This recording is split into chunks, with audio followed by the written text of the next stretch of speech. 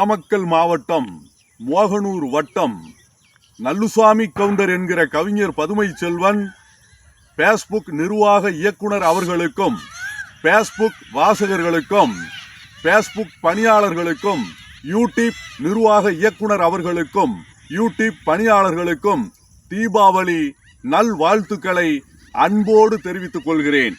அது மட்டுமல்லாமல் எனக்கு எப்போதும் உதவிகரமாக இருக்கக்கூடிய கவி பேரரசு வைரமுத்து அவர்களுக்கும், கவிஞர் முத்துலிங்கம் அவர்களுக்கும், ஜெர்மனி கவிஞர் கவி அரசி ரஞ்சனி சந்திரமோகன், மதுரை கவிஞர் கவி அரசி சாந்தி திருநாவுக்கரசு, விழுப்புரம் கவிஞர் அருள்வாணன், சேலம் தாரமங்கலம் கவிஞர் முத்துசாமி, கோவை கவிஞர் லிங்கா, கோயம்புத்தூர் கொங்கு தமிழர் எழுச்சி பேரவை ஆரணி சுந்தரம் கவுண்டர், இதற்கெல்லாம் மேலாக எனக்கு மேலும் மேலும் உதவிகரமாக இருக்கக்கூடிய கவிஞர் கலை மாமணி நெல்லை ஜெயந்தா அவர்களுக்கும், கவிஞர் கலை மாமணி பழனி பாரதி அவர்களுக்கும், நாமக்கல் மாவட்டம் மோகனூர் ஒன்றிய திமுக ஒன்றிய செயலாளர் திரு பனமரத்துப்பட்டி பே நவலடி பிஎஸ்சி அவர்களுக்கும்,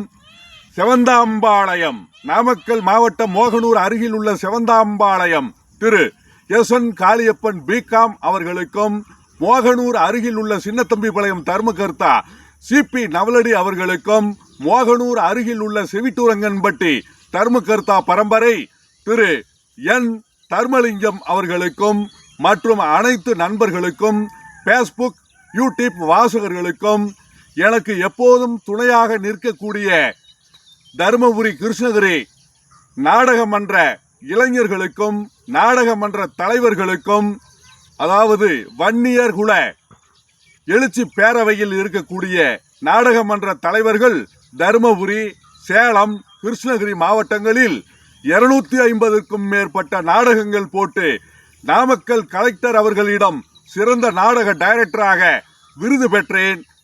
எனக்கு உதவிகரமாக இருந்த அத்தனை நல்ல உள்ளங்களுக்கும் தீபாவளி நல்வாழ்த்துக்களை தெரிவித்துக் கொள்கிறேன். நாமக்கல் மாவட்ட கொங்கு வரலாறு என்ற புத்தகம் விரைவில் 2ஆம் பாகம் வரப்போகிறது.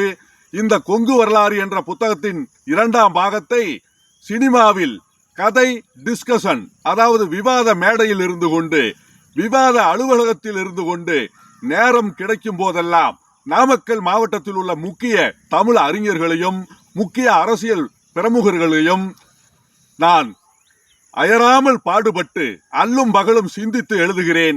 கவிஞர் பதுமை செல்வன் பணம் பணம் நகை என்று ஓடுவதில்லை. எழுத்து, கதை வசனம், கவிதை, கட்டுரை என்று வாழ்ந்தவன். எனக்கு 60 வயது ஆகிறது. அதாவது நான் பிறந்த நாள் கொண்டாடுவதில்லை. தீபாவளி திருநாளையும் பொங்கல் திருநாளையும் கொண்டாடுவேன். என்னுடைய அன்பு உள்ளங்கள் அனைவருக்கும் நன்றி கலந்த தீபாவளி நல்வாழ்த்துக்களை தெரிவித்துக் கொள்கிறேன். வாழ்க செந்தமிழ். நன்றி, வணக்கம்.